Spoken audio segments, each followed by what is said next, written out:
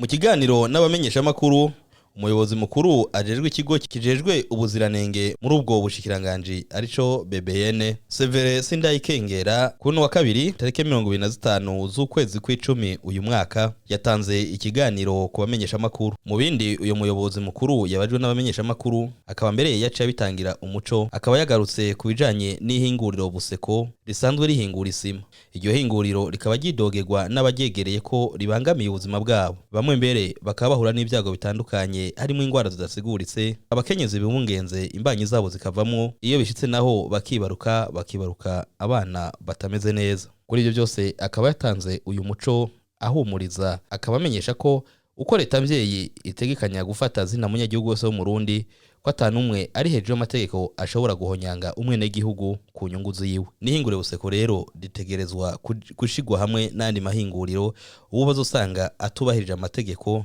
asezeregwe yugarigwe canke yikosore, ngo ariko ibi byose bizokorwa yabanje kugarirwa. Severe Sindayihebura uciye ngahi wacu nukubera akameremere kubuziranenge kataratuzamwo. Buno ako kameremere kataratuzamwo mugabo nta ngorane.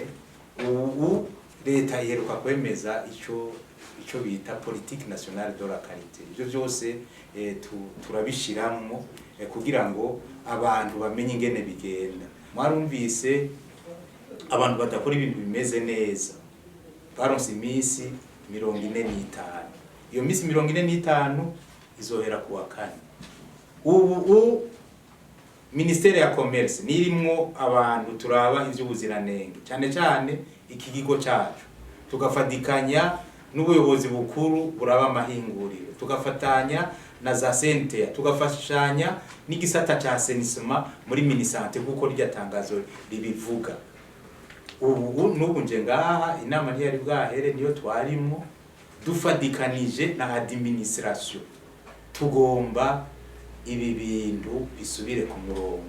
Nibaza yuko ico kibazo ca Buseko uri kurabaza nituzogenda mu mahinguriro y'indya gusa, n'andi mahinguriro tuzojamo. Buseko tuzojayo. Buseko ico no kubwira twebwe twize ibintu vy'amahinguriro tuzi ingene bimeze. Nta hinguriro rikora isima rija mu ngo z'abantu.